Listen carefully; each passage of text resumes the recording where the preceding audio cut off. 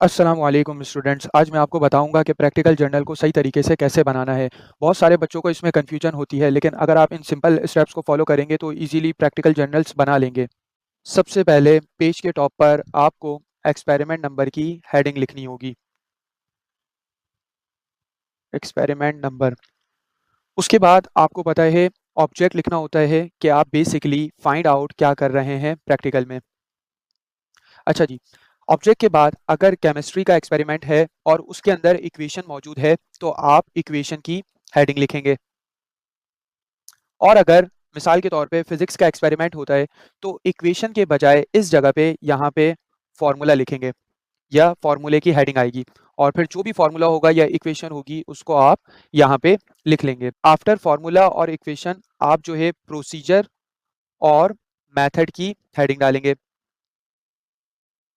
Procedure और method. बहुत सी books में प्रोसीजर लिखा हुआ होता है, बहुत सी बुक्स में मेथड लिखा होता है। अब जो सही लगे आप वो लिख सकते हैं, इसमें कोई प्रॉब्लम नहीं है। अच्छा जी, प्रोसीजर और मेथड आपको स्टेप बाय स्टेप लिखना है बिल्कुल, और इसमें कोई भी स्टेप आपने मिस नहीं करना।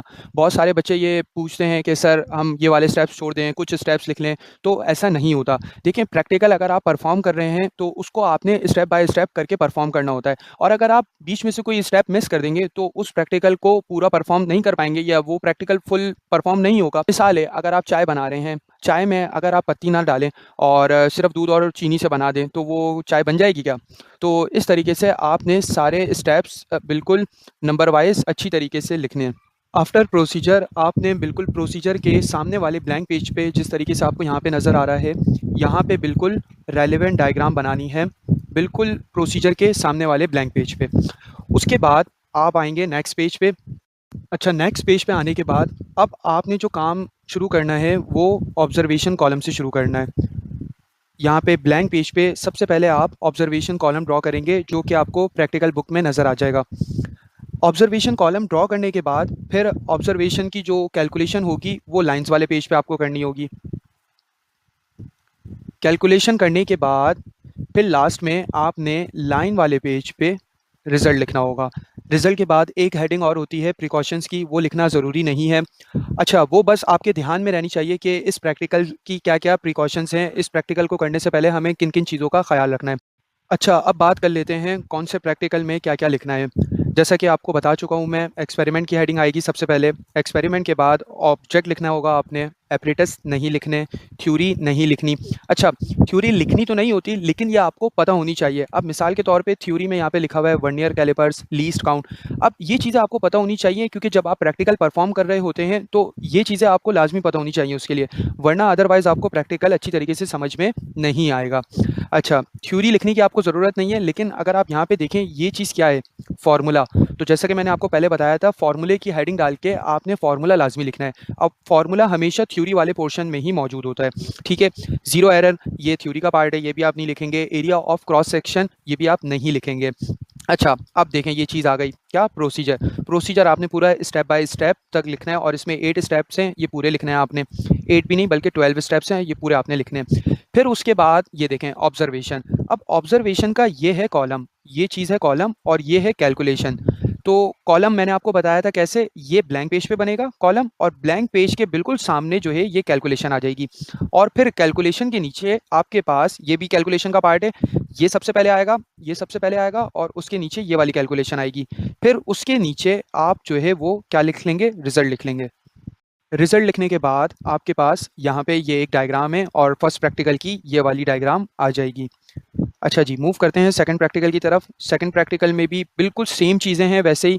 एक्सपेरिमेंट 2 की हेडिंग, ऑब्जेक्ट, थ्योरी नहीं लिखनी, ये फार्मूला है ये लिखेंगे आप। प्रोसीजर वैसे ही लिखेंगे। ऑब्जर्वेशन ये लाइंस वाले पेज पे आएगी, सिर्फ ये जो कॉलम होगा ये ब्लैंक और वाइट पेज पे लिखाएगा, बाकी सारी चीज़ें लाइन वाले पेज पे लिखाएंगी, और रिजल्ट लिखा जाएगा। प्रिकॉशन लिखने की आपको ज़रूरत नहीं है, लेकिन जो है इसको समझना ज़रूरी है कि क्या क्या प्रिकॉशंस रिक्वायर्ड हैं इस प्रैक्टिकल के लिए, और ये वाली डायग्राम आप बना लेंगे सेकंड प्रैक्टिकल के लिए। चलते हैं थर्ड प्रैक्टिकल की तरफ। अब थर्ड प्रैक्टिकल में सेम चीज़ें आ जाएंगी, एक्सपेरिमेंट, ऑब्जेक्ट, एपरेटस नहीं लिखना। थ्योरी के अंदर ये मेन फार्मूला है, ये आपने लिखना होगा। फार्मूले के बाद प्रोसीजर आ जाएगा और प्रोसीजर के बाद ये ऑब्जर्वेशन कॉलम ब्लैंक पेज पे, और फिर उसके बाद यहाँ पे कैलकुलेशन नहीं है, उसके बाद डायरेक्ट आप रिजल्ट लिख लेंगे और डायग्राम बना लेंगे। अच्छा, थर्ड प्रैक्टिकल में एक मेन चीज़ ये है कि थर्ड प्रैक्टिकल में आपके पास ग्राफ मौजूद है।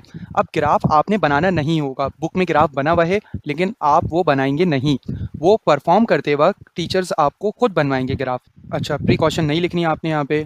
फोर्थ प्रैक्टिकल में ऑब्जेक्ट आ जाएगा आपका, थ्योरी नहीं आएगी, फार्मूला आ जाएगा। फार्मूले के बाद अच्छा, ऊपर भी एक फार्मूला है ये वाला और नीचे भी एक फार्मूला है ये वाला, ये दोनों फार्मूले लिखने होंगे आपने। फार्मूले के बाद प्रोसीजर के बाद वही ऑब्जर्वेशन कॉलम के सामने बिल्कुल ये कैलकुलेशन, और उसके बाद रिजल्ट के बाद आपके पास ये डायग्राम है, ये वाली डायग्राम आपने बनानी होगी और प्रिकॉशंस नहीं लिखने। चलते हैं सिक्स प्रैक्टिकल की तरफ। सिक्स प्रैक्टिकल में वही ऑब्जेक्ट आ गया, एपरेटस आपने नहीं लिखना, थ्योरी के अंदर सिर्फ और सिर्फ ये वाला फार्मूला आ जाएगा। उसके बाद आपके पास जो है प्रोसीजर है, प्रोसीजर लिखना होगा आपने। प्रोसीजर के बाद बिल्कुल सेम ऑब्जर्वेशन कॉलम आ गया, बिल्कुल वैसे ही लिखना है सेम आपने पिछले प्रैक्टिकल्स की तरह, और उसके बाद कैलकुलेशन लिखनी होगी आपने, और उसके बाद रिजल्ट और डायग्राम आ जाएगी। प्रिकॉशंस इसमें भी नहीं लिखना है आपने। चलते हैं सेवन प्रैक्टिकल की तरफ। अब सेवन प्रैक्टिकल में दोबारा एक चीज़ है जो कि है ग्राफ, और ये आपने नहीं बनाना होगा जैसे कि मैंने आपको थर्ड प्रैक्टिकल में बताया था, ग्राफ आपको टीचर्स खुद ही बनवाएंगे। अच्छा, सेवन प्रैक्टिकल में वही चीज़, ऑब्जेक्ट आ गया, थ्योरी नहीं लिखनी, ये फार्मूला है, ये फार्मूला आप लिख लेंगे, ये दो फार्मूले हैं दोनों लिखने होंगे आपने। प्रोसीजर लिखना होगा आपने, प्रोसीजर के बाद वही ऑब्जर्वेशन कॉलम आ गया, ऑब्जर्वेशन कॉलम के बाद यहाँ पे कैलकुलेशन नहीं है तो नहीं लिखेंगे आप, और यहाँ पे रिजल्ट फिर लिख लेंगे और डायग्राम बना लेंगे। चलते हैं एट प्रैक्टिकल की तरफ। यहाँ पर भी वही पिछली सारी वही चीज़ें फॉलो होंगी जैसे फॉलो करते आ रहे हैं हम। ऑब्जेक्ट, थ्योरी के अंदर फार्मूला है तो फार्मूला लिखेंगे, प्रोसीजर आ जाएगा, प्रोसीजर के बाद जो है ऑब्जर्वेशन है, और ये कैलकुलेशन वाली ऑब्जर्वेशन है, कॉलम वाली नहीं है, तो कॉलम इसको हम लाइन वाले पेज पे लिखेंगे, ब्लैंक पेज पे नहीं लिखेंगे। और उसके बाद क्या आ जाएगा, रिजल्ट आ जाएगा और डायग्राम आ जाएगी, और इसके अंदर प्रिकॉशंस मौजूद हैं, नहीं लिखनी वो भी। चलते हैं नाइन्थ प्रैक्टिकल की तरफ। नाइन्थ प्रैक्टिकल में ऑब्जेक्ट है, ऑब्जेक्ट लिखेंगे, थ्योरी के अंदर सिर्फ और सिर्फ फार्मूला मौजूद है, फार्मूला लिख लेंगे, फार्मूले के बाद प्रोसीजर आ जाएगा, प्रोसीजर के बाद ऑब्जर्वेशन, और ऑब्जर्वेशन ये कैलकुलेशन वाली है, डायग्राम वाली पेज पे इसको नहीं लिखना, और ऑब्जर्वेशन के बाद फिर हमारे पास रिजल्ट आ जाएगा और डायग्राम आ जाएगी। प्रिकॉशन हम इसकी नहीं लिखेंगे, और यहाँ पे हमारे सारे प्रैक्टिकल्स कंप्लीट होते हैं। अब बात करते हैं मैट्रिक फ़िज़िक्स की। मैट्रिक फ़िज़िक्स में बिल्कुल सेम वही सारी चीज़ें अप्लाई होंगी, बस कुछ चेंजेस हैं यहाँ पे जो कि 9 के अंदर नहीं थी। तो सबसे पहले यहाँ पे ऑब्जेक्ट आ जाएगा, जैसे कि आपको पता है एपरेटस नहीं लिखना, थ्योरी नहीं लिखनी है आपने, और यहाँ पे ये फार्मूला है, ये फार्मूला आ जाएगा, प्रोसीजर आ जाएगा आपका। प्रोसीजर के बाद ये वही ऑब्जर्वेशन कॉलम आ जाएगा इस प्रैक्टिकल का, और रिज़ल्ट आ जाएगा। अच्छा, अब सबसे मेन बात, बेसिकली ये ऑप्टिक्स के प्रैक्टिकल हैं, और ऑप्टिक्स के प्रैक्टिकल में जो डायग्राम होती है वो ब्लैंक शीट और वाइट शीट पे बनती है। जब आप प्रैक्टिकल परफॉर्म कर रहे होते हैं उसके ऊपर रे डायग्राम बनती है। तो यहाँ पे जो फर्स्ट प्रैक्टिकल है इसकी ये वाली डायग्राम नहीं बनेगी जर्नल में, ना ये वाली डायग्राम बनेगी और ना ही आपने ये डायग्राम बनानी है। ये बनेगी, ये वाली वैसे बनती है डायग्राम जो वाइट शीट पे बनती है, लेकिन परफॉर्म करते वक्त बनती है ये डायग्राम। ठीक है, तो इस बात का ध्यान रखिएगा।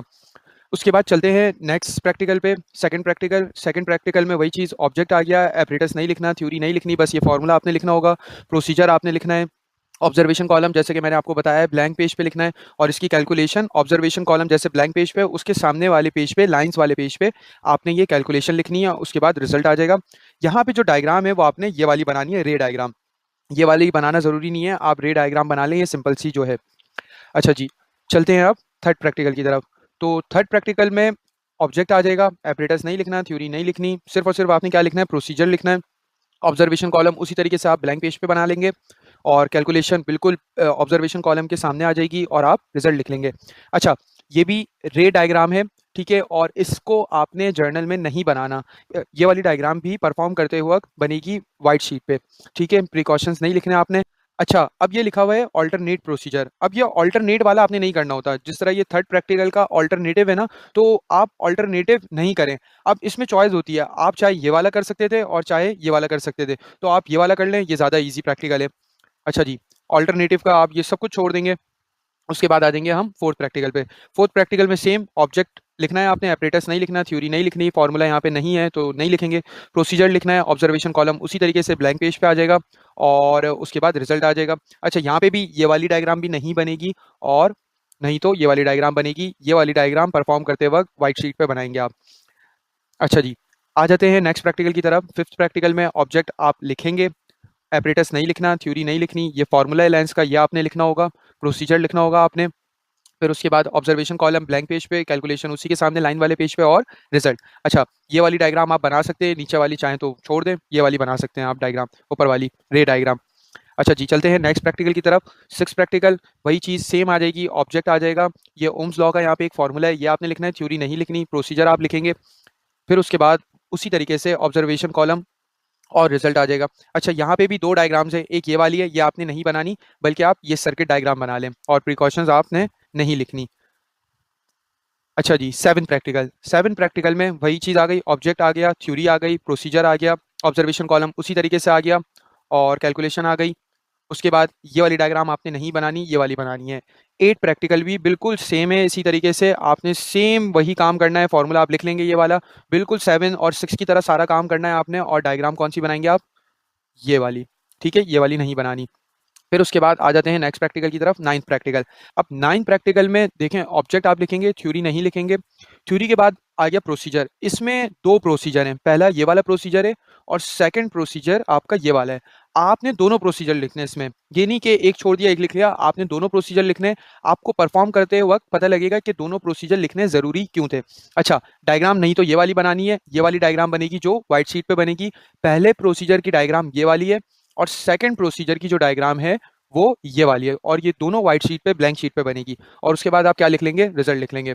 और यहाँ पे आप लोगों के मैट्रिक के सारे प्रैक्टिकल्स कंप्लीट होते हैं। वीडियो अगर आपको पसंद आई हो तो लाइक ज़रूर करें, और चैनल को सब्सक्राइब कर लें। आने वाले वक्त में हम इसी तरीके से फिजिक्स और केमिस्ट्री के लेक्चर्स अपलोड करते रहेंगे।